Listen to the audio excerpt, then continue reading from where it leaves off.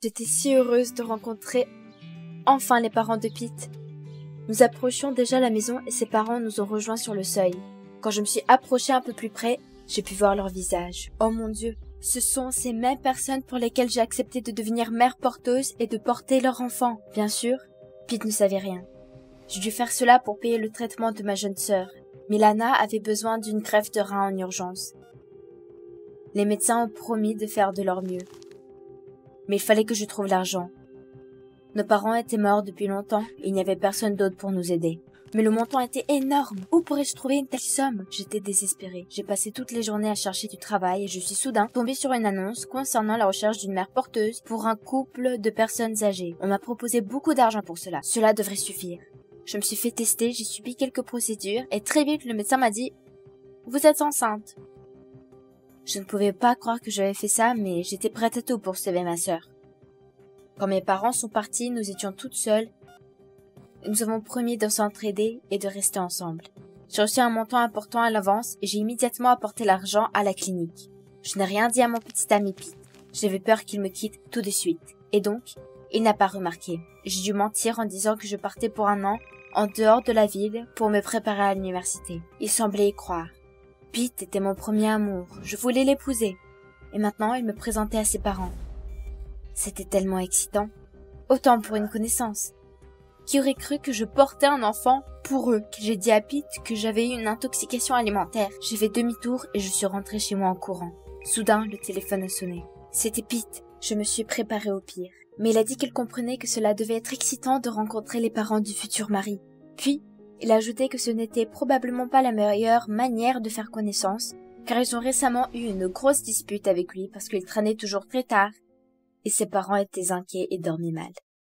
Après cela, Pete m'a proposé de m'aider à déménager de la ville, mais j'ai insisté sur le fait que je pouvais m'en occuper moi-même. Le lendemain, j'ai déménagé toutes mes affaires dans la maison de campagne. Dès que j'ai déballé, j'ai eu l'impression que Pete me manquait déjà, mais je m'en suis remise, pourvu qu'il n'apprenne pas que j'étais enceinte. C'était la seule façon de sauver notre relation. Je venais de m'allonger sur le canapé avec mon livre quand on a sonné à la porte. Qui était-ce? Dans ma confusion, j'ai ouvert la porte et j'ai vu Pete avec une énorme valise. Pete a dit qu'il avait compris qu'il voulait vivre avec moi et qu'il ne me dérangerait pas dans mes préparatifs pour l'université. Je ne savais pas quoi dire. N'importe quelle fille dans ma situation aurait été heureuse, mais j'étais terrifiée. Il allait bientôt découvrir ma grossesse. Nerveuse, j'essayais de lui dire qu'il s'ennuierait ici, sans boîte de nuit, sans fête. Mais Pete a dit de ne pas s'inquiéter. Ses amis pourraient venir en voiture. Et ce soir, il allait y avoir la première fête en l'honneur de notre déménagement. J'étais prête à pleurer. Mais j'ai décidé de dire à Pete d'aller en ville juste après la fête. J'avais besoin d'être seule ici. Lorsque les invités ont été rassemblés, Pete a offert de boire à l'hôtesse. Tous les yeux se sont retournés vers moi. Je pouvais à peine contenir mon excitation. Je ne t'ai pas autorisé de boire de l'alcool. Nerveuse, j'ai demandé de l'eau. Pete a répondu avec impatience qu'il n'avait pas remarqué mon envie de mener une vie saine avant. Puis Archie, son meilleur ami, s'est approché de moi. Je ne l'avais vu que 2 ou 3 fois auparavant, mais je savais que tout le monde pensait que c'était un type bien.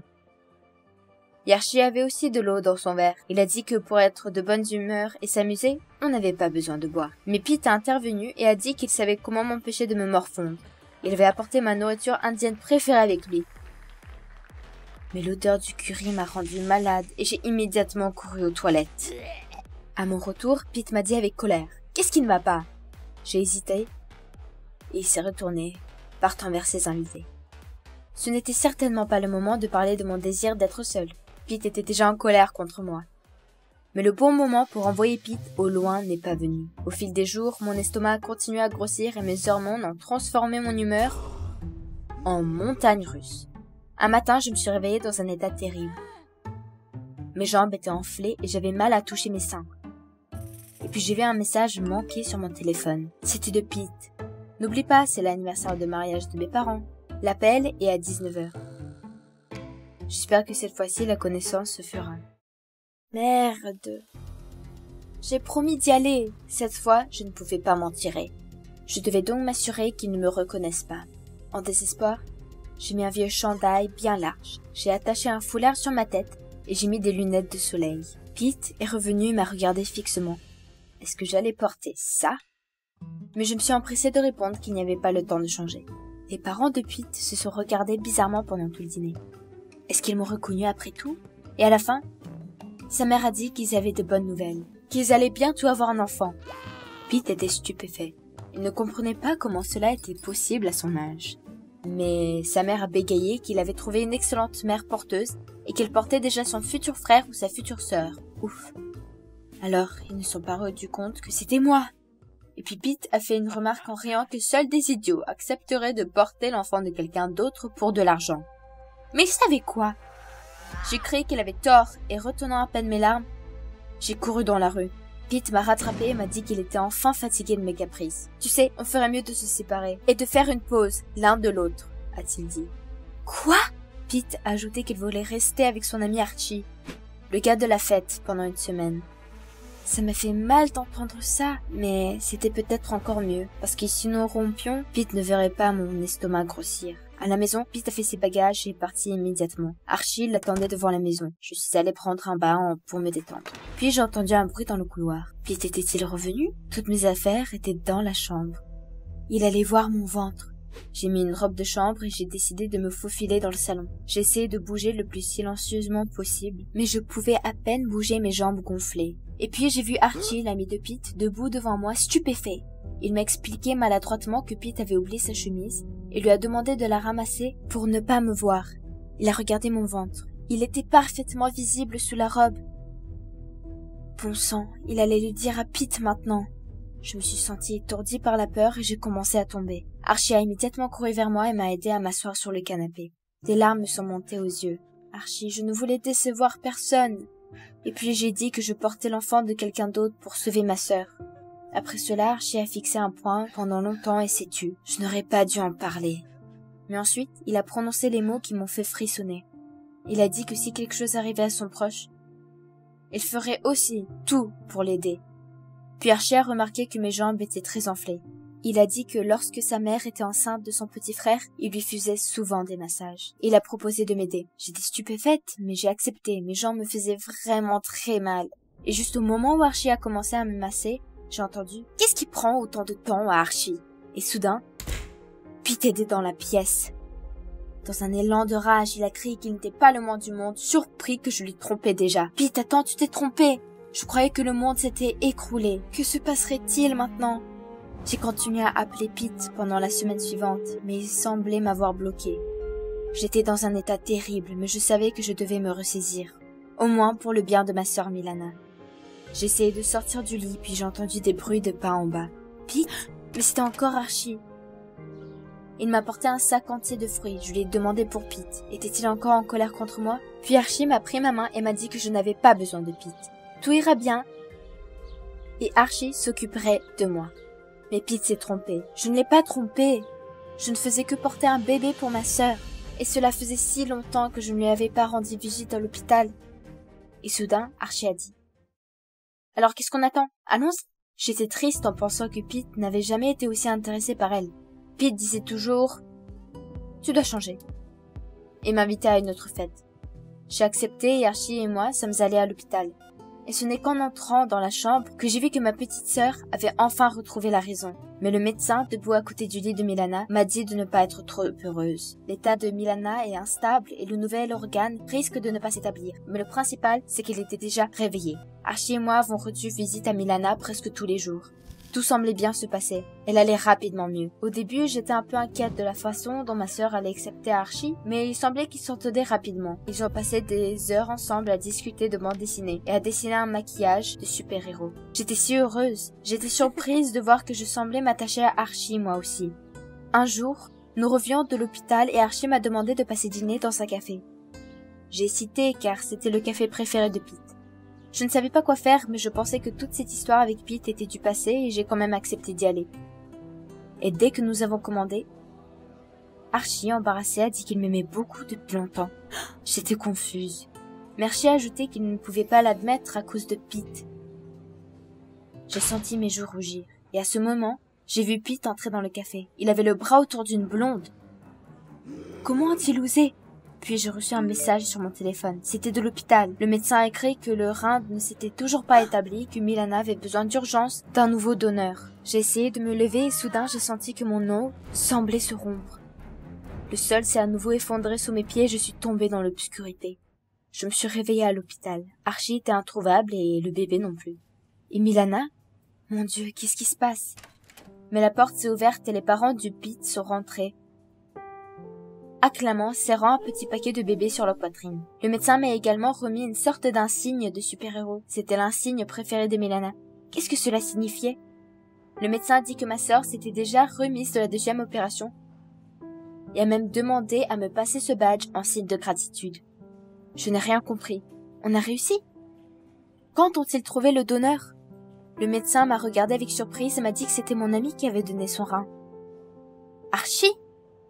Le médecin a regardé le dossier et a hoché la tête. Les larmes coulaient sur mes joues. Un mois plus tard, Milana, Archie et moi sommes allés à l'océan. J'ai regardé les vagues et j'ai pensé, comme c'était grand quand les difficultés étaient dans le passé, et maintenant il y avait une nouvelle vie heureuse devant nous trois. Je me suis tournée vers Archie et je lui ai dit « Merci Archie. Tu es mon super-héros. » Milana a souri joyeusement.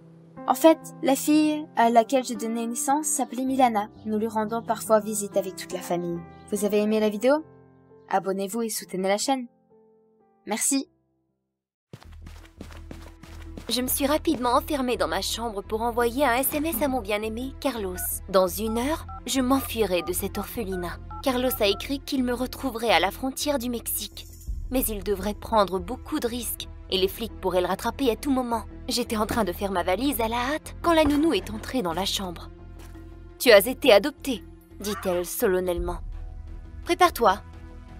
Nous allons visiter ta nouvelle famille. » 5 minutes plus tard, nous sommes sortis dans la cour de l'orphelinat et j'ai délibérément hésité devant la voiture. Et quand la nounou a pris le volant, j'ai couru aussi vite que possible. « Carlos, mon amour, attends-moi !» Oups, il y avait des gardes en colère au coin de la rue. Ils m'ont instantanément immobilisée et m'ont ramenée à la voiture. Une fois à l'intérieur, la nounou verrouilla les portes et sourit sournoisement. « Fais ce que tu veux, je m'enfuirai de toute façon. » Ai-je pensé. Tout le long, la nounou n'a pas arrêté de parler. Elle n'arrêtait pas de dire que j'avais de la chance, car des filles aussi méchantes trouvaient rarement une maison. Pff, et que mes nouveaux parents étaient de bonnes personnes, mais avec leurs propres caractéristiques. Qu'est-ce que cela signifie? La nounou n'a pas eu le temps de me répondre. Nous sommes arrivés. Sur le seuil d'une immense maison se tenaient 5 types. Ai-je été adoptée dans l'armée? Le plus grand d'entre eux a ouvert la portière de la voiture. Et l'autre, un gars en forme, a sorti mes affaires du coffre. Les autres se tenaient juste là et me regardaient.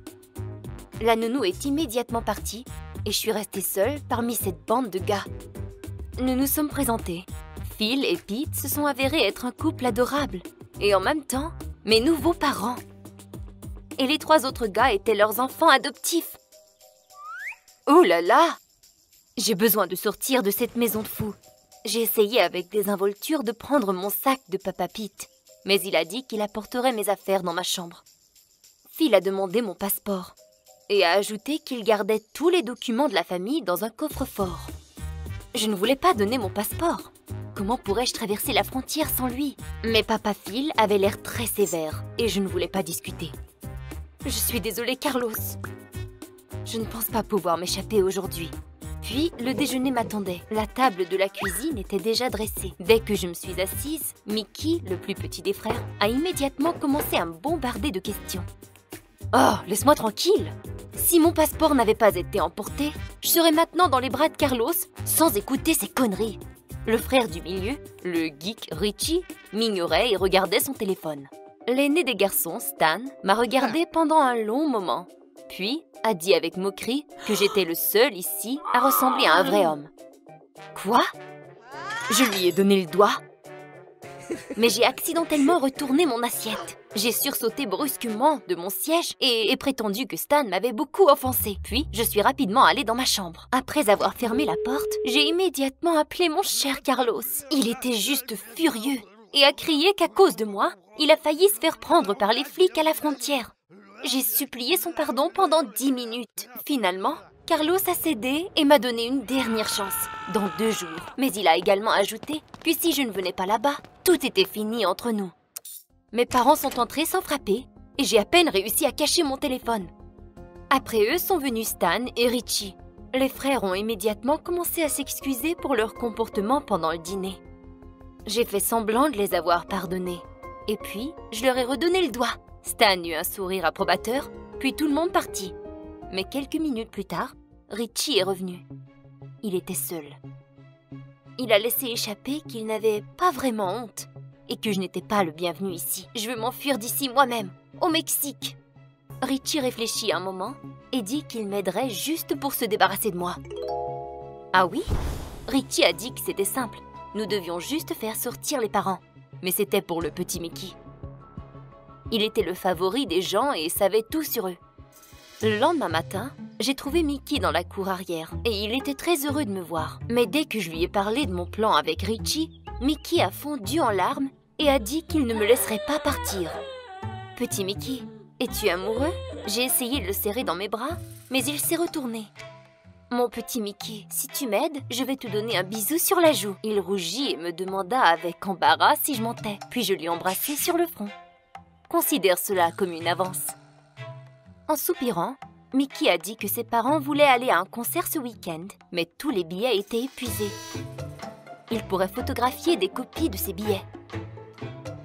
Je leur ai donné les faux billets pendant le déjeuner. Cela a fait tellement plaisir aux parents. Tout semblait aller bien. Seul le plus vieux, Tyran, Stan, était silencieux. Il m'a regardé avec suspicion de l'autre côté de la table. Après le déjeuner, Stan attrapa mon bras près des escaliers, me tira vers lui et exigea sévèrement que j'explique ce qui se passait. Il était soudainement si proche. Ses cheveux épais, l'odeur du parfum d'homme, ses yeux verts. Mon cœur s'est mis à battre perfidément. Et je ne pouvais même rien dire. Mais Stan a insisté sur une réponse. Il savait que j'étais en train de préparer quelque chose. Pour une raison quelconque, je ne pouvais pas lui avouer que j'avais un petit ami. Au lieu de cela, j'ai rapidement menti que j'avais un ami gravement malade au Mexique. Soudain, Stan ressentit une vague d'émotion. Il a dit qu'un de ses bons amis venait de mourir et que Stan n'avait jamais eu le temps de lui rendre visite avant de mourir. « Je t'aiderai », promit Stan. Avant que ses parents ne partent, j'ai dû voler mon passeport. Richie nous a dit que le coffre-fort était dans le bureau de leurs parents, mais il ne connaissait pas le code. Puis, l'aide de Stan a été utile. Il s'est avéré que ses parents lui faisaient confiance, en tant qu'aîné, avec le code du coffre-fort. Le soir, alors que tout le monde s'apprêtait à se coucher, je me suis faufilée dans le bureau de mes parents. Juste au moment où j'entrais le premier chiffre du code, j'entendis des pas s'approcher. Un des pères venait ici. J'ai commencé à chercher un endroit où me cacher quand j'ai entendu la voix de Stan. Il a délibérément distrait son père. Je me suis précipitée vers le coffre-fort et j'ai rapidement entré le code. Le coffre-fort s'est ouvert. Attrapant mon passeport, je me suis glissée hors de la pièce, juste derrière mon père et Stan. Je n'y croyais pas, mais je l'ai fait. Carlos, nous serons bientôt ensemble. Le soir, j'ai rassemblé tous les gars dans ma chambre. J'ai dû décider comment arriver à la frontière demain. Stan s'est encore porté volontaire pour aider et a dit qu'il m'emmènerait sans problème et qu'il prendrait la voiture de son ami. J'ai souri, et Mickey a imité Stan. Mickey était-il jaloux de moi? Quelle absurdité! Oui, Stan, bien sûr, était intelligent, honnête, attentionné et... Oh! Essayant de repousser ses pensées, j'ai brusquement dit au gars que j'allais dormir. On a une grosse journée demain. Il fallait gagner en force. Tôt le matin, mes parents sont partis pour le concert. Le bus n'était qu'à 1 heure de départ pour le Mexique. J'étais très inquiète, regardant constamment l'horloge. Stan n'était toujours pas là. Finalement, nous avons entendu un klaxon de voiture. Stan! Nous avons couru vers la voiture. Stan, pour sa défense, a déclaré que son ami avait changé d'avis sur le fait de donner la voiture et qu'il a dû la voler. Stan, il est temps! Si nous ne partons pas dans 5 minutes, nous serons en retard. Richie a dit que j'étais une fille formidable.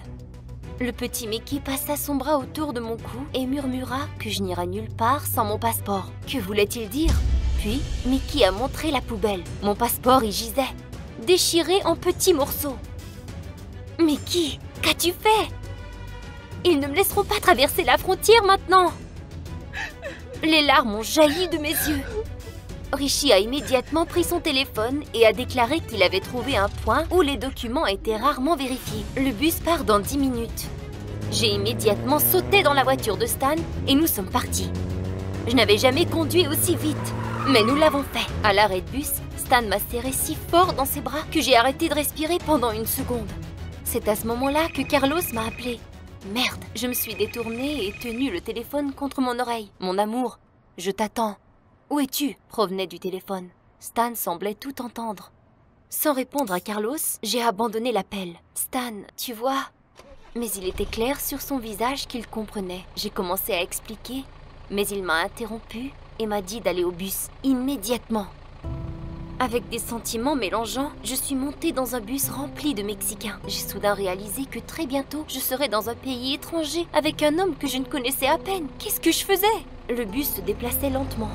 J'ai regardé par la fenêtre pendant que Stan me regardait tristement. Puis montait dans la voiture et démarrait le moteur. « Attendez! Arrêtez !»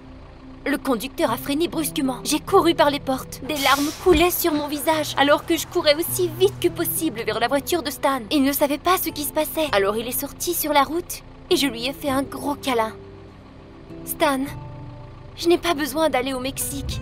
Je veux rester ici avec toi. » Une demi-heure plus tard, Stan et moi sommes rentrés à la maison et Richie et Mickey nous ont rencontrés à la porte. J'ai étreint Richie. Mickey se tenait sur le côté, embarrassé. Il avait encore honte à cause de mon passeport. Je suis allée vers lui et lui ai tapoté la tête. « Tu sais, Mickey, quand tu seras grand, tu trouveras l'amour. En attendant, tu es le meilleur petit frère du monde pour moi. » Nous nous sommes tous embrassés. À ce moment, les parents sont entrés dans la maison. Il s'est avéré que Phil avait mal au ventre en chemin et ils ont décidé de rentrer. Quand Phil et Pete nous ont vus nous étreindre, ils ont dit que c'était génial que j'ai enfin commencé à aimer mes frères. Ce soir-là, après le dîner, Richie m'a prise à part et m'a dit que sur Internet, à partir du numéro de téléphone de Carlos, quelqu'un cherchait des filles pour travailler comme danseuse à l'étranger. Ce Carlos était un vrai bandit. Pfiou! Et j'aurais pu être complètement foutue. La nounou m'a appelée le matin. Elle voulait savoir comment j'allais. À peine retenu mes émotions, j'ai répondu d'un ton sérieux que tout allait bien, mais ensuite, je ne pouvais pas le supporter. Presque grinçant de joie, je la remerciais. Merci, nounou, d'avoir changé ma vie si radicalement. Après tout, cette fois, j'ai trouvé non seulement une maison et une famille, mais aussi, semble-t-il, le véritable amour. Je suis Jilly, une blogueuse populaire sur TikTok avec 3 millions d'abonnés. Je suis habituée à constamment recevoir des commentaires, mais aujourd'hui, c'était fou. Ils m'ont envoyé des tonnes de vidéos venant d'une fille d'un village. C'est une blague? Elle donne des leçons de couture. Mais attends, elle me ressemble drôlement. Je n'en revenais pas. Elle était ma copie. On me copiait souvent, mais cette fois-ci, la fille me ressemblait comme 2 gouttes d'eau. Je ne crois pas au miracle depuis que je suis enfant, mais elle avait aussi la même voix que moi. J'étais sous le choc. Mais j'ai pensé que ça pourrait être amusant de filmer une vidéo avec elle. Elle deviendrait populaire rapidement. Son nom était Meg. Je lui ai envoyé un texto lui demandant de me rencontrer au café demain. Bizarrement, elle répondit très rapidement. Peut-être qu'elle essayait de m'arnaquer. Le lendemain matin, j'ai enfilé ma capuche pour empêcher mes fans de me reconnaître et je me suis dirigée vers le café. Pour être honnête, ça faisait 1 an et je commençais vraiment à être fatiguée du tournage. Toutes sortes d'événements et une constante attention. J'étais considérée être la star la plus scandaleuse de TikTok. Mais j'ai gagné beaucoup d'argent. C'est vrai, j'étais très seule à cause de ma popularité. Je n'avais pas de vrais amis du tout.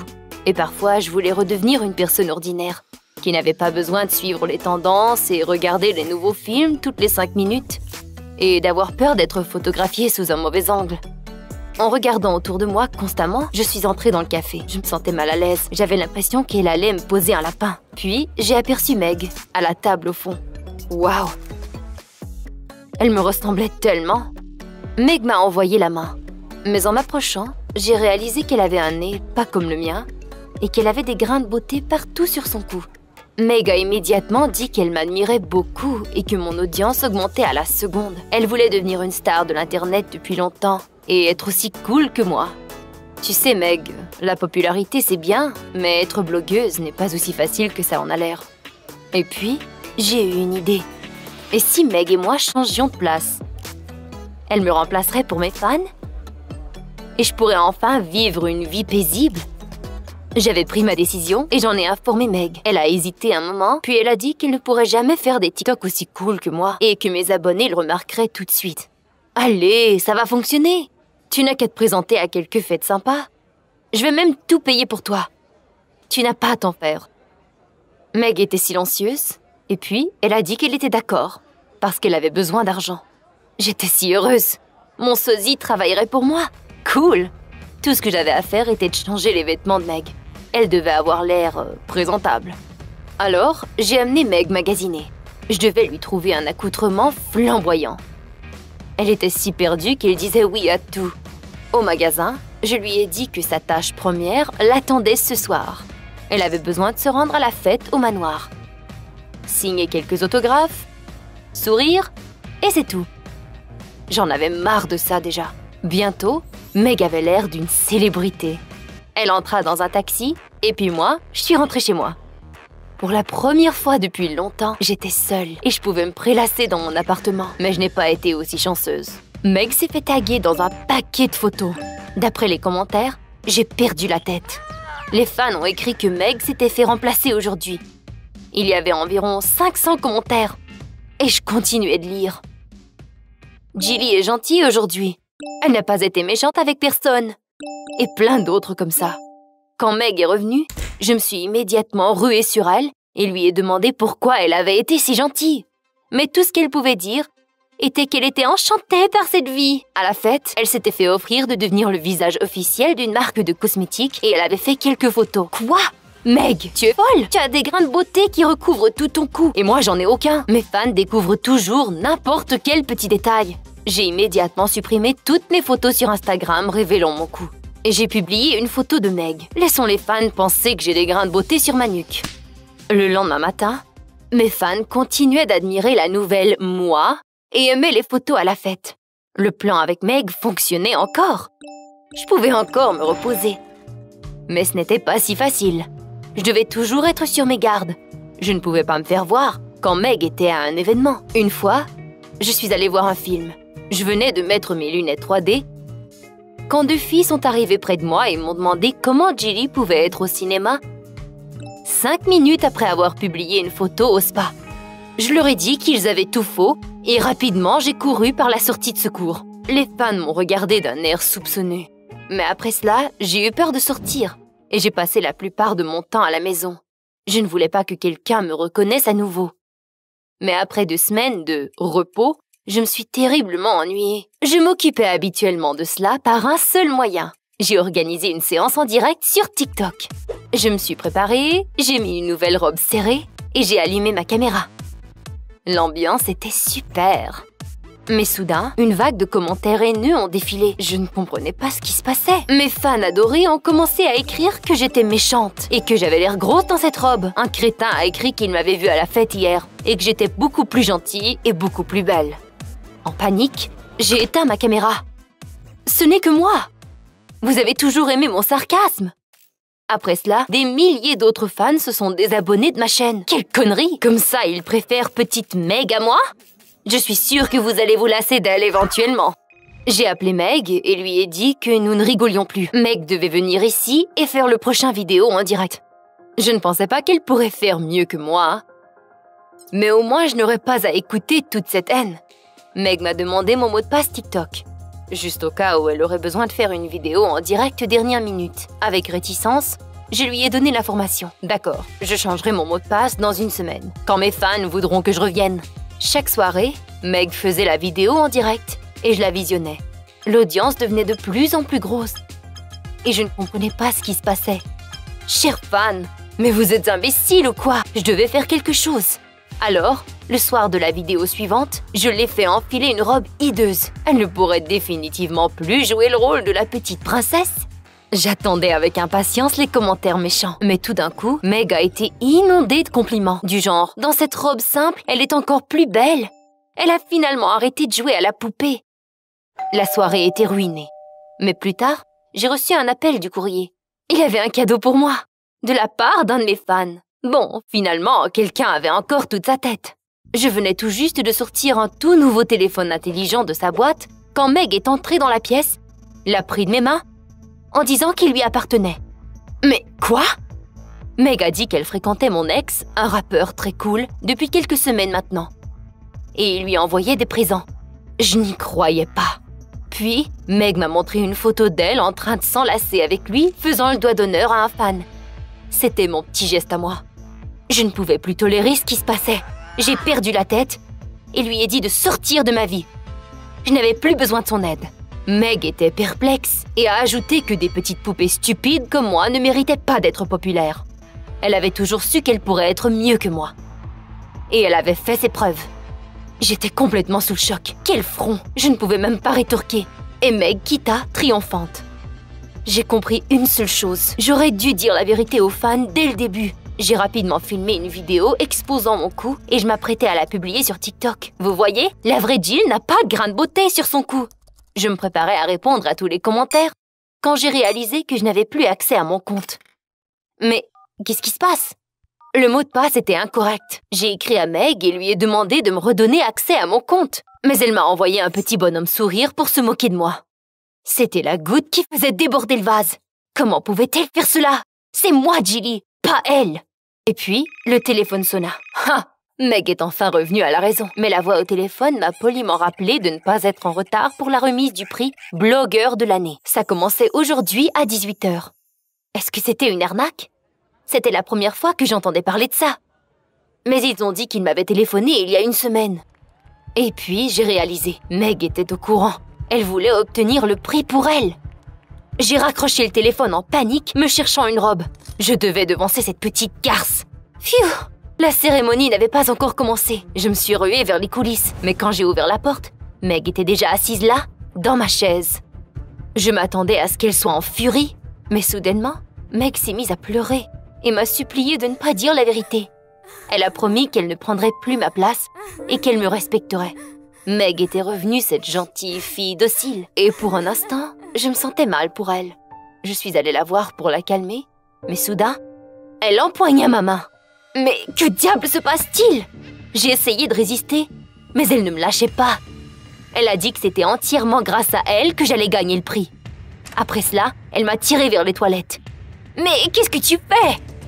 Elle m'a poussée dedans et m'embarra. « Hé, laisse-moi sortir !» J'ai essayé de forcer la porte, mais c'était inutile. Que devrais-je faire? J'ai commencé à chercher une épingle ou quelque chose pour forcer la serrure. Et je me suis rappelé, mes cheveux étaient garnis de pinces à cheveux. J'ai rentré une épingle dans la serrure. Et finalement, j'ai entendu un déclic. J'ai couru aussi vite que je l'ai pu le long du couloir. Mais Meg était déjà là, sur scène. Tous les projecteurs étaient sur elle. J'ai couru sur scène en attendant la réaction des fans. Mais le public bourdonnait, exigeant que je ne dérange pas Jilly dans son discours. Ils ont cru que j'étais une imposteur. Meg a dit dans le micro que j'étais folle et que je devais me faire sortir.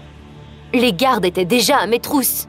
Et puis, quelqu'un dans l'audience a crié qu'effectivement, la vraie Jilly n'avait pas de grain de beauté sur son cou avant. J'ai réalisé que c'était ma chance. Et j'ai crié qu'il n'y avait aucun grain de beauté sur mes anciennes photos Instagram. Regardez! Oh merde! Je les avais toutes supprimées. Les gardes m'ont tiré en bas de la scène. J'ai résisté, criant qu'ils avaient tort.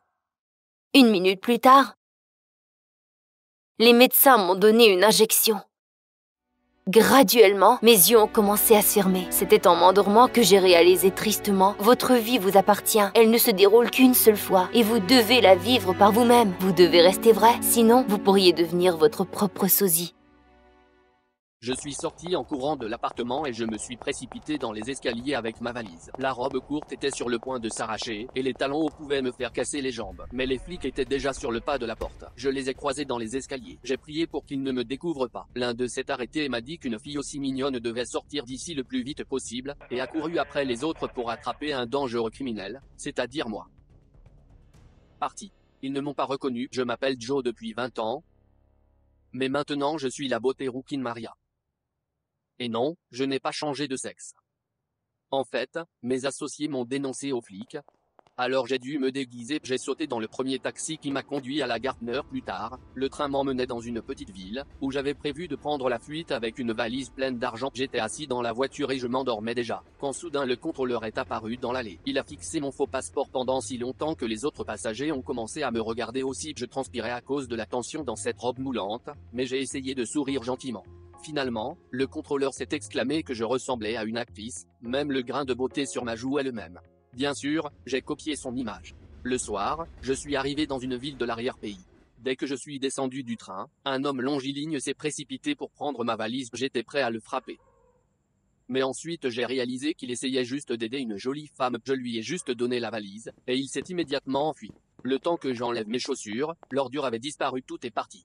Il ne me restait plus que ma trousse de maquillage et quelques dollars. Pour la première fois de ma vie, je voulais aller à la police.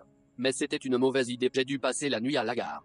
J'étais habitué à dormir dans des conditions différentes, mais maintenant c'était terriblement inconfortable, la perruque n'arrêtait pas de glisser et des sans-abri me harcelaient pendant la moitié de la nuit. Le matin, j'ai immédiatement commencé à chercher un emploi, il fallait que je me débrouille tant qu'on me voulait. J'ai fait le tour de tous les ateliers de réparation automobile, les propriétaires m'ont dit qu'une telle beauté devrait aller à la télévision, et non réparer des voitures à l'heure du déjeuner. J'ai abandonné, je suis allé dans un restaurant pour prendre un encas. Je me suis plaint de mes problèmes à la propriétaire, et elle m'a conseillé d'aller travailler à l'école. C'était à 1 kilomètre de la ville, avec un logement. Là, il fallait un professeur. Dois-je reprendre des cours ou dormir à la gare pour une autre nuit? Le choix était évident. J'ai serré la femme dans mes bras pour lui dire au revoir et lui ai subrepticement pris la broche en argent en guise de souvenir. Je n'ai pas pu résister. Mais tout ça, c'était pour me déguiser en professeur. Il porte toujours des bibelots comme ça. 1 heure plus tard, j'étais devant le portail de l'école. J'ai tout de suite été troublé par les barbelés au-dessus de la clôture. Le panneau indiquait que c'était une école militaire pour garçons. Au moins, ce n'était pas une prison. J'ai passé l'entretien sans forcer, quelques clins d'œil ont suffi pour mettre l'affaire dans le sac. Mais quand le directeur m'a interrogé sur mon éducation, j'ai dû faire preuve d'imagination. Je lui ai dit que je venais de terminer mes études à l'étranger et que mon diplôme n'avait pas encore été envoyé. Et cet imbécile a cru que j'ai été mis en probation. Alors à partir de ce moment, j'ai trouvé un travail et une jolie petite chambre. Je vais rester ici pendant quelques mois jusqu'à ce que l'enquête se calme. Puis je partirai. Le directeur a également promis de me donner une nouvelle classe. Et pourquoi fait-il tant d'efforts? Le vieux a-t-il décidé de me draguer? Dieu m'en garde, je vais devoir me cacher de lui aussi. Comme si les flics ne me suffisaient pas. J'étais terriblement inquiète avant le premier cours. Et s'ils se rendent compte qu'ils connaissent quelque chose à la littérature, je ne lis que des bandes dessinées. Mais quel soulagement quand aucun des étudiants n'est venu. J'étais sur le de regarder un film quand j'ai entendu la voix du directeur. Il fallait que je trouve ces imbéciles. J'ai toujours mes talons hauts. Il s'est avéré qu'ils étaient en train de monter un fusil d'assaut à l'extérieur.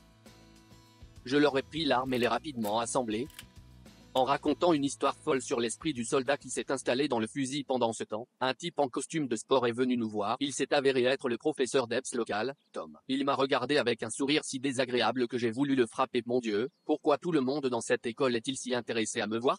Je me cache des flics. Au fait, je ne veux pas aller en prison. Le lendemain, le même macho est venu à mon cours. Et devant tous les élèves, il a dit que j'étais le plus beau professeur du monde, et il m'a demandé de sortir avec lui, et il l'a fait avec tant de désinvolture, comme s'il s'attendait à ce que je tombe à ses pieds de joie. Pas question. J'ai dit que je ne sortais pas avec des hommes. Ses yeux se sont élargis.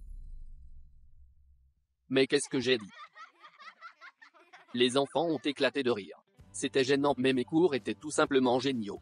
Une fois, j'ai refait Roméo et Juliette et je leur ai dit que c'était une histoire vraie, et que cela s'était passé dans une province lointaine avec ma tante. C'est là que j'ai appris à assembler des fusils d'assaut, quand toutes les épées ont été enlevées.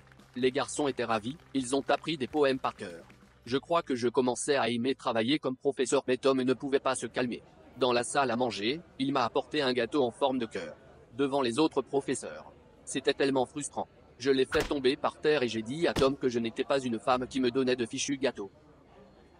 Tom est devenu rouge et est sorti de la salle à manger en criant que je le regretterais. J'étais sur le de réaliser le premier test. J'avais déjà photocopié mon diplôme et commencé à lire beaucoup de livres. J'ai donc réussi à concocter le test d'une manière ou d'une autre en utilisant l'internet. La veille, j'étais si inquiète que je n'arrivais pas à dormir. J'ai dû dormir dans une chemise de nuit de femme pour garder le secret. Et ce n'est pas très pratique, actually. Et puis j'ai entendu frapper à la porte, j'ai sauté en l'air, j'ai mis une perruque et une robe, j'ai ouvert la porte et j'ai vu mon élève. En larmes, il m'a dit que Tom, le professeur d'EPS, essayait de le persuader de me piéger pendant le test. Le gamin était censé me donner l'argent, et l'autre gars était censé prendre une photo. Tom allait envoyer ses photos à ses parents et au journal. J'étais furieux, personne ne peut m'accuser de quelque chose que je n'ai pas fait. J'ai fait irruption dans la classe d'EPS ce matin. Tom était si heureux de me voir jusqu'à ce que je le torde avec mon mouvement de signature. Apprenez, les enfants, je n'ai lâché prise que lorsque j'ai senti mes faux seins glisser jusqu'à mon nombril. Mec, j'espère qu'il n'a pas remarqué qu'il fallait que je sorte de là avant que le type ne revienne à lui.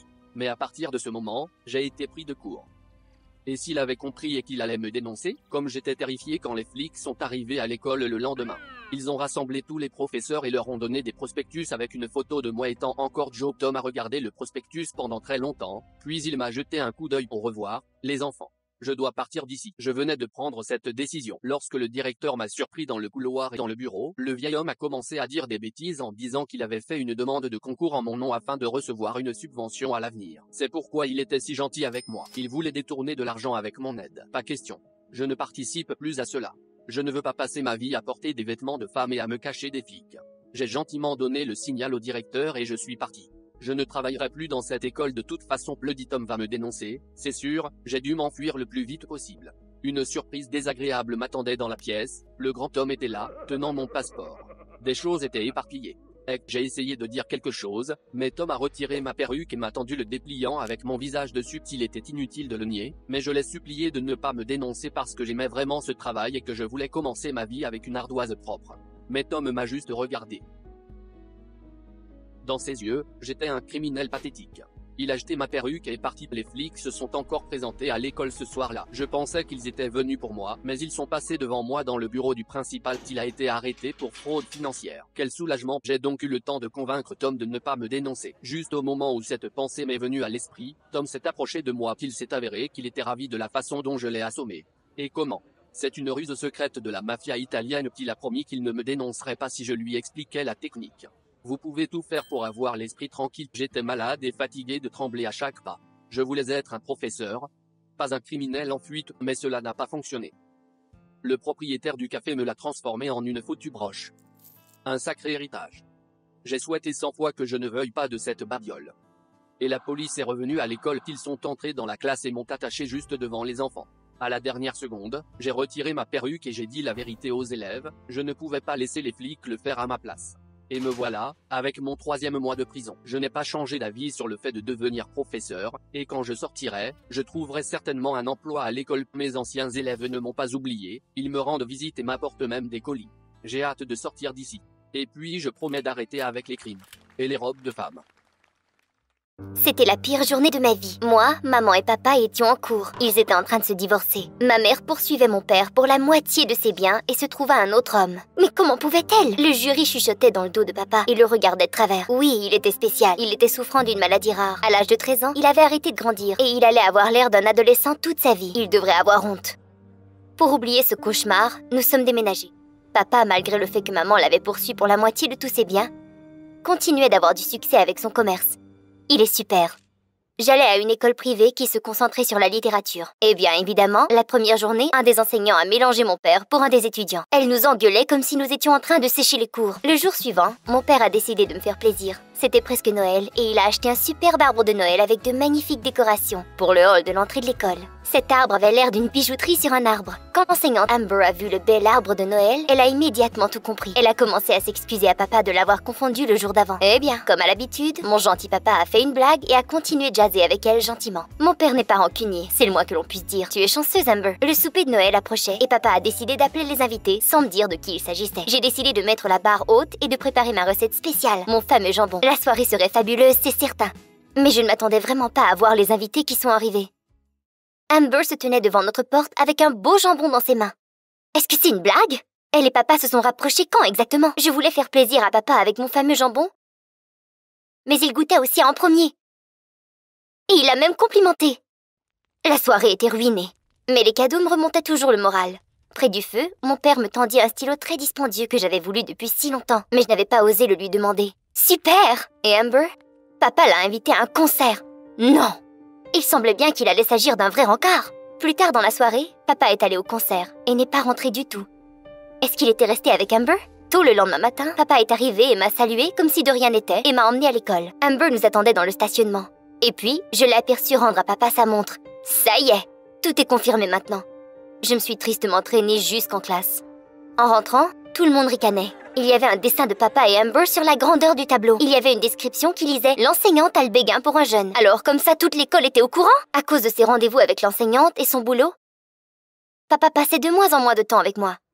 Et finalement, notre jour spécial à moi et papa était arrivé. Habituellement, nous allions au centre commercial, regardions un film, magasinions et nous amusions. Seulement lui et moi. Nous sommes allés à différentes boutiques, je me suis ramassé un paquet de vêtements et me suis dirigée en direction des salles d'essayage. Mais en sortant, papa n'était plus là. J'avais vraiment peur. Mais quelques minutes plus tard, il est revenu avec des chatons dans ses bras. C'était un rêve, ça ne se pouvait pas. Mais évidemment, ce cadeau n'était pas pour moi. Nous avons emmené cette mignonne petite peluche chez Amber. Je commençais vraiment à la détester. J'ai essayé d'en parler à mon père, lui disant qu'il ne pouvait pas être en couple, mais il ne voulait rien entendre. Amber ci, Amber ça, elle s'était immiscée dans notre famille sans même me demander, parce qu'elle était parfaite. Non, personne n'est parfait. Elle a ouvert la porte tout habillée, et en me basant sur leur conversation à elle et papa, j'en ai déduit qu'ils allaient à un restaurant. Ouais, maintenant je comprends pourquoi elle était tout habillée ainsi.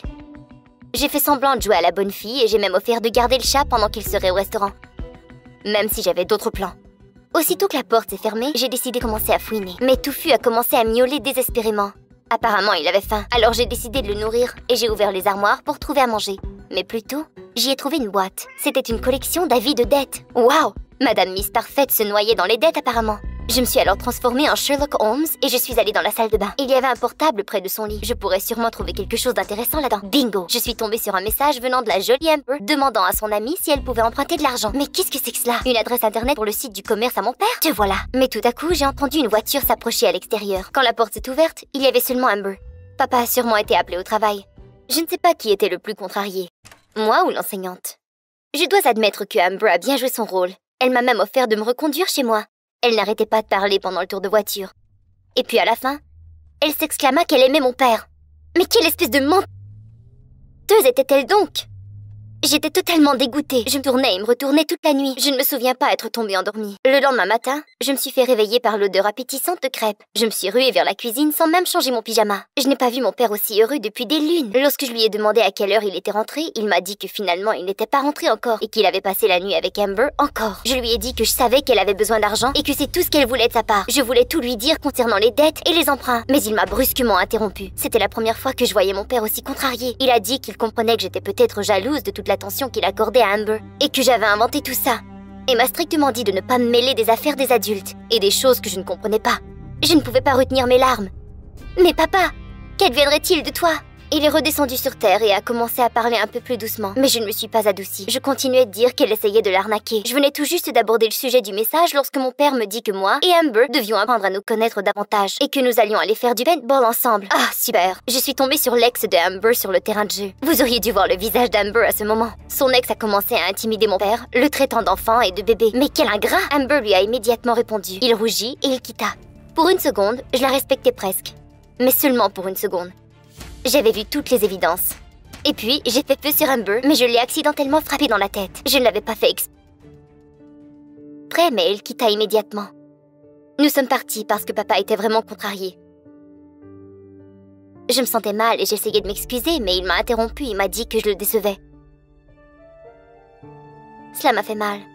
Le jour d'après, je me suis présentée à l'école de mauvaise humeur. Mais mes camarades de classe stupides m'ont sauté dessus dans la porte. Du genre que j'avais obtenu un A en littérature car j'étais maintenant la chouchou du prof. Est-ce qu'ils étaient sérieux? Je n'en pouvais plus. Et je me suis sauvée dans le corridor. Quelqu'un criait dans le bureau du directeur. Je pense que le directeur chicanait Amber concernant les rumeurs à propos d'elle. Et puis, elle sortit en pleurant.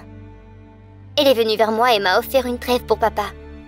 Pour au moins une semaine. C'était la fête de papa dans une semaine. Et Amber voulait lui organiser une fête surprise chez elle. Je ne voulais plus avoir affaire à elle, mais c'était une excellente chance d'établir une relation avec mon père et lui montrer les messages. Alors j'ai accepté. Le jour de sa fête, j'ai préparé un cadeau spécial pour papa, un poème. Papa était content. Et lorsque j'ai dit que je voulais présenter mes excuses à Amber, papa était ravi.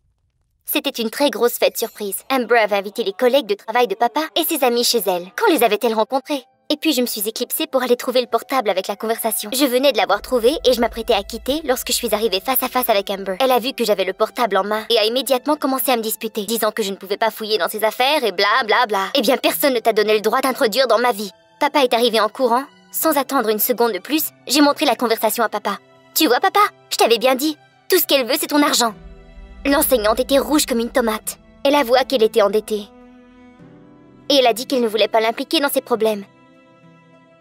Ouais, c'est ça, Amber, nous te croyons. Mais mon père a dit qu'il la croyait. Il a fermé le portable sans même regarder la conversation. Il expliqua qu'Amber était dans une situation difficile. Encore une fois, il était si froid et distant. Je n'en pouvais plus et je ne voulais que m'enfuir. Je déteste Amber. Même à la maison, je ne pouvais pas m'échapper d'elle. Papa avait mis sa photo comme fond d'écran de son ordinateur. Je devais faire quelque chose. Et puis, j'ai eu une idée. C'était peut-être cruel, mais j'ai décidé de publier une photo de papa et Amber en train de s'embrasser sur l'internet. Laisser tout le monde croire que l'enseignante est en train de draguer l'étudiant. Amber sera punie. Je m'excuse papa, mais c'est pour ton bien. Le lendemain, j'étais très honteuse et j'ai quitté pour l'école. C'était le chaos total. Les photos étaient partout dans la ville. Les journalistes et les policiers étaient à l'école. Est-ce qu'il irait vraiment en prison? Tout à coup, papa est arrivé. Lorsqu'il a vu la foule, il demanda ce qui se passait. Amber se faisait escorter hors de la bâtisse. Je ne pouvais pas la regarder dans les yeux. Papa ne comprenait toujours pas ce qui se passait. Pendant que nous attendions Amber à la station, papa en choc lisait un article sur l'internet dans lequel figurait une photo de lui et Amber en train de s'embrasser qui disait « Enseignante embrassant un garçon du lycée est une farce ». Il ne comprenait pas qui aurait pu faire cela et moi je gardais le silence. Bientôt, Amber se faisait libérer. Les policiers lui ont demandé si elle voulait déposer une plainte, mais elle refusa. Elle savait qui était derrière tout ça. J'avais peur qu'elle le dirait à mon père. Mais tout ce qu'elle lui a dit était qu'il devait rompre et elle quitta en silence. Après cela, papa l'a appelée et même allait la visiter, mais elle l'ignorait. Papa était très déprimé. Et tout cela, à cause de moi? Est-ce qu'il était réellement amoureux d'elle? J'ai abordé le sujet des messages une dernière fois, et puis j'ai découvert la vérité. Finalement, Amber n'avait pas besoin d'argent. Elle avait écrit à propos de sa mère, qui avait besoin d'une chirurgie très dispendieuse, et elle avait déjà appliqué pour un prêt bancaire lorsqu'elle avait rencontré papa. Alors, elle l'aimait vraiment? J'ai essayé de trouver Amber à l'école pour m'excuser, mais le scandale était si grandiose qu'elle avait été virée de son poste. J'ai tout admis à mon père. C'était moi qui avais fait le coup. C'était à cause de moi qu'Amber était partie, papa. Je n'avais jamais été aussi honnête de toute ma vie. Papa était sous le choc, mais le plus important était qu'il me pardonna. Il appela immédiatement sa sœur, et elle nous a dit qu'Amber s'en allait à Seattle. Son vol était aujourd'hui, et nous devions nous rendre à l'aéroport. Il ne restait que 5 minutes pour embarquer l'avion, mais nous sommes arrivés à temps. Amber nous a entendus en train de crier son nom. Elle échappa son billet et courut dans les bras de papa. Et puis, sans hésitation, elle m'enlaça de ses bras. Et puis j'ai réalisé qu'elle n'était pas mon ennemie, et que mon désir de protéger mon père n'était que de la jalousie. Nous habitons ensemble depuis ce moment. Amber et moi avons beaucoup en commun. Par exemple, un amour pour les chats, le jambon, et bien sûr, papa. Tout est bien qui finit bien. Pas vrai, Touffu? Le train quitte la première plateforme. Dépêche! Nous devons... Maman est là! Nous devons la rejoindre! Merde, merde, merde! Maman! Allez, juste un peu plus! Nous pouvons... Arrête! Nous l'avons manqué! Ça ne se peut pas! Maman! C'est ta faute! Et maintenant... Maintenant, je dois rester avec toi? Pourquoi est-ce que je le détestais? Parce qu'il m'avait enlevé ma mère. Avant que mon père ne tombe malade, nous nous faisions confiance. Mais tout à coup, j'ai ressenti que ma mère se distançait. La mort de mon père m'a détruit, moi et ma mère. Elle n'en discutait jamais et elle m'évitait.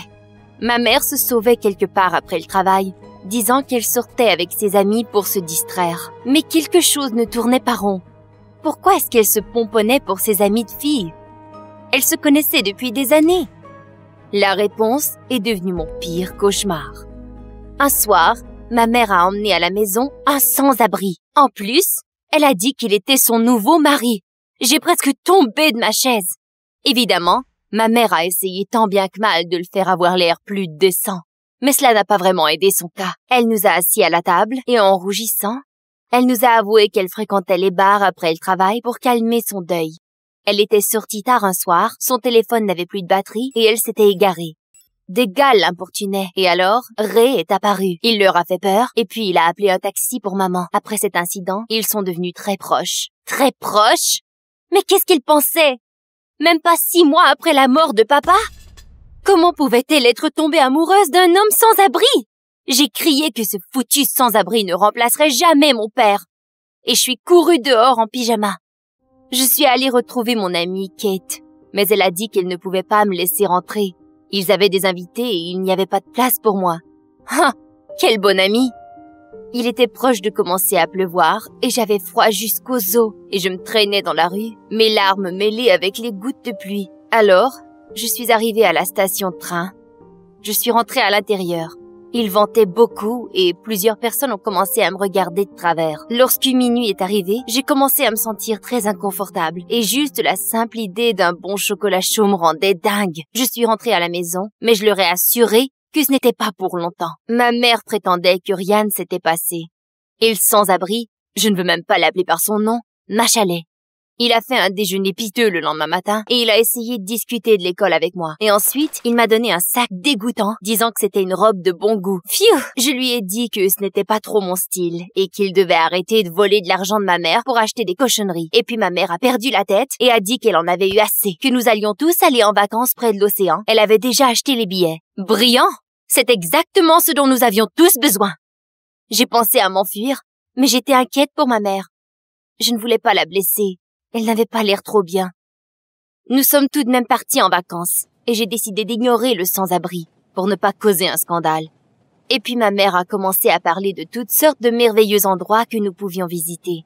J'ai immédiatement répondu que je n'étais pas intéressée à tout ça et que je voulais simplement aller lire sur la plage. Le sans-abri est intervenu et a commencé à se chamailler avec moi en suggérant que je devrais les accompagner pour rendre ma mère heureuse. Pourquoi me mettrait-il cette responsabilité sur le dos ? Finalement, nous avons commencé à nous disputer. Maman est intervenue et nous a séparés, quand tout à coup, elle s'effondra sur le sol, en tenant son cœur, et elle était pâle comme un drap. Non! Le train est arrêté et le sans-abri a couru pour trouver une pharmacie. Mais ma mère a repris conscience, même si elle était très faible. Elle m'a dit que le sans-abri avait oublié l'argent. Elle m'a mis de l'argent dans la main et je suis partie à la course pour le retrouver. Nous avons acheté des médicaments, mais le train... Eh bien, vous le savez déjà. Tous nos effets personnels y étaient. Avec ma pauvre mère, même mon téléphone. Cet idiot, qui n'était pas surprenant, n'en avait pas un. C'était encore entièrement de sa faute. Ne pouvait-il pas avoir pris le porte-monnaie dès le début? Qu'arriverait-il à maman maintenant? Le chef de gare nous a dit que la gare allait fermer et que nous devions quitter en ajoutant « Vous pourrez demander toutes vos questions demain ». Je n'ai même pas eu le temps de faire un coup de fil. Alors j'ai dû trouver un téléphone sur la route. Il n'y avait pas un chat sur la route. Nous avons essayé d'arrêter une voiture pendant plus d'1 heure, mais personne ne voulait s'arrêter. Évidemment, moi non plus je ne ferais pas confiance à un type du genre non plus. Le sans-abri a dit que c'était parce qu'il se faisait tard et que la station était isolée de tout. Oh, non, vraiment? Mais nous avons tout de même été assez chanceux pour trouver une cabine téléphonique. Mon beau-père a gratté ses poches pour trouver toute la monnaie qu'il avait et j'ai appelé ma mère. Elle n'était pas disponible, ce qui a simplement empiré ma panique. Il s'avérait que nous ne pouvions rien faire jusqu'au matin et nous devions maintenant trouver un logement pour la nuit. Trempée jusqu'aux os, je rêvais d'un petit casse-croûte. Finalement, nous avons trouvé un motel. Alléluia! Mon beau-père a demandé à un préposé d'avoir quelque chose à manger et un logement en échange de son labeur. Mais il a refusé, disant que le propriétaire surveille les invités de très près. Connerie! Il m'a demandé d'attendre à l'intérieur, et puis il est allé voir le mendiant à l'entrée pour lui demander où était l'abri le plus près. Mon Dieu! Je voulais savoir que ma mère était saine et sauve. Peut-être qu'elle était étendue dans la cabine sans connaissance. Le préposé était plus sympa avec moi. Il avait simplement agi de la sorte à cause du sans-abri. Nous avons fait un compromis, et je lui ai même dit que je n'avais rien à faire avec le sans-abri, et que nous voyagions simplement ensemble. Et puis, le préposé a laissé entendre que je pourrais rester la nuit si j'étais gentille avec lui. Ah! Quelqu'un se pensait plus attrayant qu'il ne l'était. J'essayais de penser à une façon de le truquer, mais mon beau-père est entré en trombe, furieux. Il frappa le préposé au visage, et nous sommes partis, sans nourriture, sans abri. Merci beaucoup. Le sans-abri a dit que nous pouvions passer la nuit dans un bureau de poste abandonné. C'était clair que le mendiant qu'il avait croisé était familier avec cet endroit. De vraies ruines avec un plafond qui était en décomposition. Il n'y avait presque pas de place pour y dormir. Mais je n'aurais pas pu fermer l'œil de toute façon, en pensant à ma pauvre mère malade. Plutôt qu'un dîner normal, il m'a offert des poubelles venant de l'arrière du motel. Elles avaient quand même l'air mangeables, mais ce foutu perdant ne pouvait même pas faire un feu pour faire cuire notre nourriture. J'étais tellement en colère. S'il n'était pas intervenu dans la conversation entre moi et le préposé, j'aurais sûrement été capable d'obtenir une chambre. Tout à coup, des voyous sont arrivés vers nous. Et ils n'étaient définitivement pas là pour nous sauver. Il s'avérait que le mendiant était un type qui travaillait pour l'hôtel et il avait averti le préposé. Ça ne sentait pas bon. Mais mon beau-père a réussi à lancer les boîtes sur eux à la dernière minute et nous nous sommes enfuis. Le matin venu, nous étions retournés à la station. Quoi d'autre pouvions-nous faire? Mon père m'a dit que nous étions derrière le train. Sans documents, nous ne pouvions pas nous procurer de billets, mais ils nous ont laissé téléphoner. Avec des mains tremblantes, j'ai poinçonné le numéro de ma mère à nouveau. Quelqu'un d'inconnu répondit en me disant qu'elle était à l'hôpital, à environ 100 milles d'où nous étions. Après cela, la connexion fut interrompue.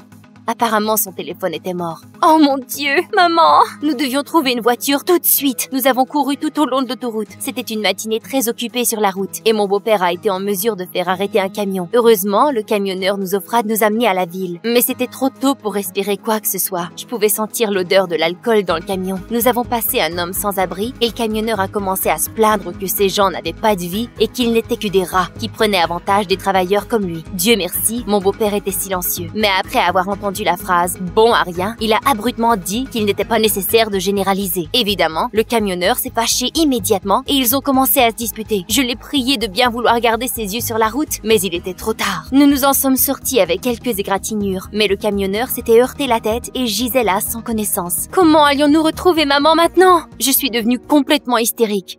J'ai commencé à engueuler le sans-abri en lui disant qu'il avait tout gâché et que nous allions être accusés d'avoir causé cet accident. J'ai essayé d'ouvrir la porte pour sortir, mais cet idiot ne me laissait pas sortir. Il disait qu'il était responsable de ma mère pour moi. Mais qu'est-ce qu'il était de toute façon? C'est à cause de lui que ma mère risquait la mort. Rien de tout cela ne serait arrivé si mon père était encore ici. Il était si gentil et sensible. Et le sans-abri n'était qu'un homme pathétique qui essayait de prendre sa place. Il y eut un long silence, et j'ai réalisé que j'étais allée trop loin. Ray a téléphoné les services d'urgence et la police en utilisant le téléphone du camionneur et lui a fait la réanimation cardiaque. Tout cela s'est passé en quelques minutes. J'étais sous le choc. Où avait-il appris cela? Beau-père m'a avoué qu'il était un policier il y a 1 an et qu'il avait dû aider ses coéquipiers parfois. Waouh! Nous sommes sortis de la voiture et nous avons attendu les secours. Ray nous a fait un feu et nous avons essayé d'appeler maman encore une fois, sans succès. Lorsque nous nous étions réchauffés, il nous a avoué qu'il s'était fait renvoyer pour abus d'autorité. Il avait battu un garçon qui avait intimidé une petite fille et il ne pouvait plus se trouver d'emploi nulle part. J'avais honte de l'avoir jugé autant et de façon si superficielle. Ray m'avait protégé tout ce temps et maintenant, il aidait un homme qu'il avait toutes les raisons de détester. Finalement, ma mère avait eu raison de le choisir. Les secours sont arrivés et ont emmené le camionneur à l'hôpital. Et nous nous sommes fait asseoir dans une voiture de police. J'étais nerveuse pour Ray. Je ne voulais pas qu'il ait des ennuis, mais les policiers l'ont apporté à la station. Le policier s'avérait être gentil, et Ray, étant un ancien policier lui-même, lui demanda de nous laisser à la clinique médicale. Nous ne sentions plus nos jambes. Mais nous avons couru à la station. Nous nous sommes fait dire que ma mère n'était pas ici. Mais comment? Une infirmière qui a entendu notre conversation nous a donné le bracelet d'hôpital de ma mère et elle a couru vers le département de chirurgie. Cela voulait dire que ma mère était morte. Je ne pouvais plus respirer. Je ne pouvais plus me tenir debout. Et je tombais contre le mur en tenant le bracelet très fort. Ray se tenait près de moi, sans me toucher.